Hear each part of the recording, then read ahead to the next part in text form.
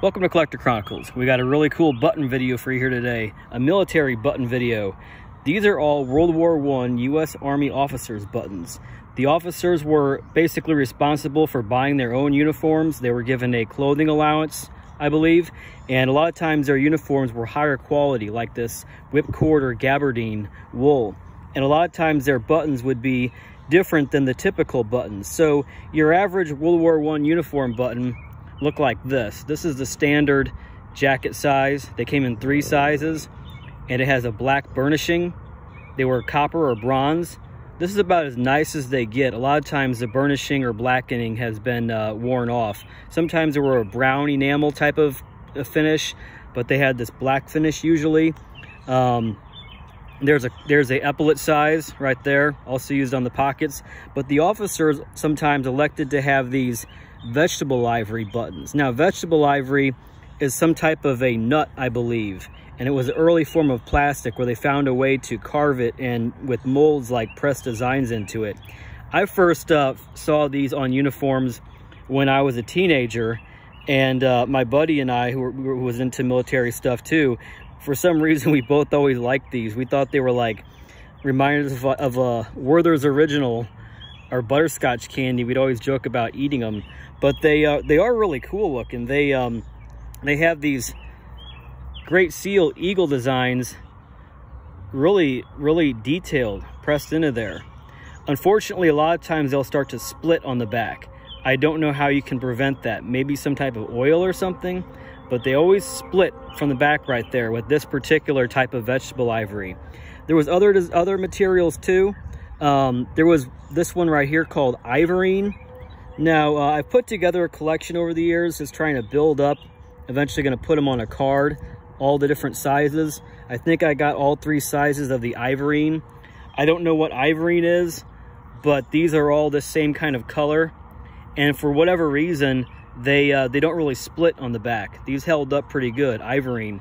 I will say that digging in a World War I U.S. Army dump, or rather walking the dump, scouring the riverbank, it's a dump that I used to be able to go to but sealed off now.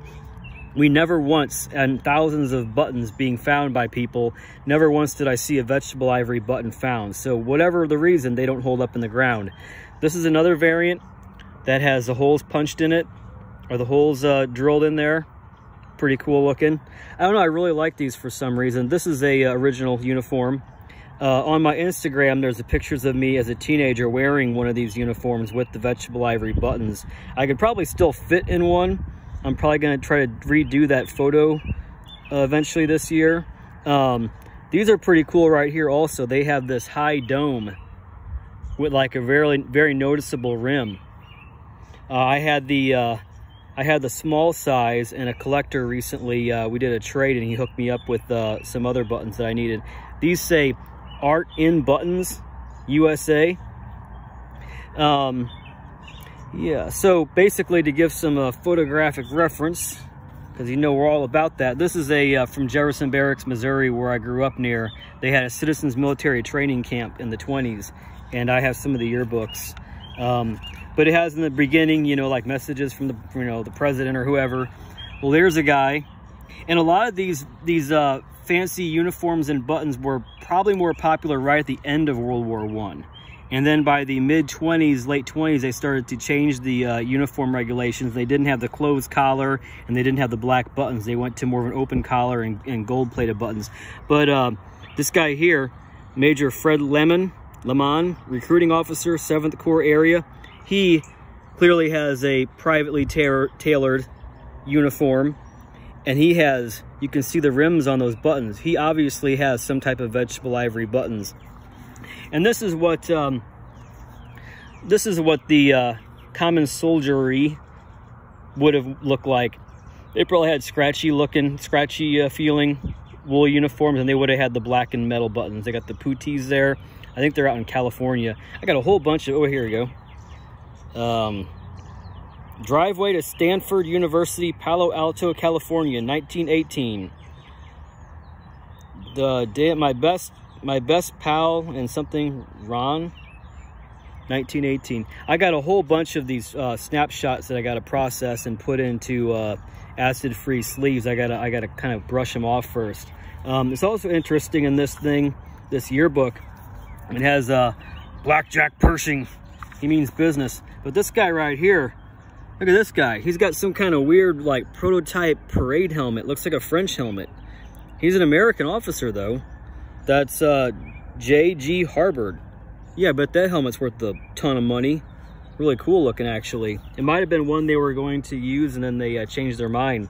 Also, in this book here, Missouri Historical Review, this guy, Frederick Niemeyer, he was killed in a plane accident in the 20s over in Missouri, I think. And he's got the rims on the buttons with those kind of high convex. So he was an airman. He was like a stunt pilot. And it tells a story about how he crashed. It's really sad. He was in a monoplane. But yeah, some of those other photographs that I had here from that group, a lot of them were from Jefferson Barracks. These are some kind of like Liberty Girls or nurses or some kind of organization. They might have a rosary. They might be. There was a lot of Catholic charity organizations. There's an old car. I'd like to know where this is, especially if it's in St. Louis. Got some kind of a publication in the back of her. But yeah, that's pretty cool. Little cuties.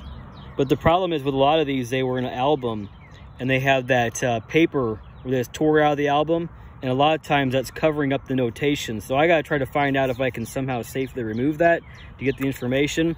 I got like a few hundred of these. This one I pulled out too because I'm pretty sure this is in Missouri. It's got these guys with their girlfriends or girls they're palling around with. And they had these really goofy looking dresses then with these giant buttons. They kind of look like dolls or something. But that guy right there, that is Popeye the Sailor Man. No doubt about it. That's him. I mean, look at him. That's Popeye.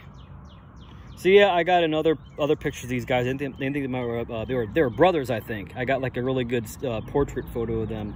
I think that's, oh, we got a couple. Okay, so in this trade recently, I had found in my thousands of buttons a button that had a secret compartment. You could take it apart and it was like a spy button. And I posted it in a button collector group, and a guy who collects just these type of buttons did a trade. And I got this one from him, and this is horn. It's called like stamped horn.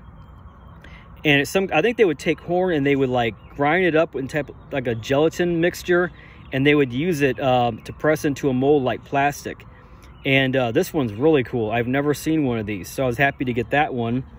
And what's interesting is these are World War II German buttons, green horn. And the Germans were really good at making these horn buttons. It has a swastika on the breast. I'm not sure if I can show that. It's some kind of Prussian button, and it's green. I have two of them, two different sizes. And what's interesting is on the back, a lot of these horn buttons have that little gouge. It's got to be something in the manufacturing process. So you see that a lot. The other one that I got from him, so yeah, I think that's all of those. There's that really high dome one with the rims. There's one that has a high dome and one that has a lower dome, but that's the high dome one right there.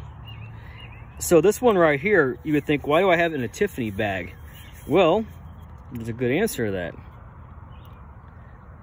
Regular metal eagle button, right? Nope. Tiffany and Company makers, bronze.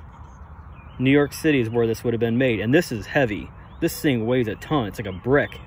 Usually they were, you know, several pieces crimped around each other like that, and they're fairly light. They're rigid, but they're light. This thing, it's got some of the blackening worn off, but I've never even heard of one of these. When we were messaging, he's like, do you want to talk about what we would trade? He's like, you want a one-piece Tiffany button? I'm like, a what? So I got that from him. I got the horn button from him, and then I got the larger, so the regular size of this that I wanted. And if you think that's cool, this is a Gucci bag. No, just kidding. There's nothing in there. Years ago, I was working doing marketing research, and we had all these high-end packaging that we got, like boxes and bags. And my favorite color is blue, and I always save this Tiffany bag. And like 20 years later, now I have something to put in it. So that's the trials and tribulations of a hoarder. So anyway, I think that's all of them. Yeah, there's a little high dome one. All right, well, check me out on Instagram. Check my playlist. I got a whole button collecting playlist, and I'm also on TikTok. See you in the next video.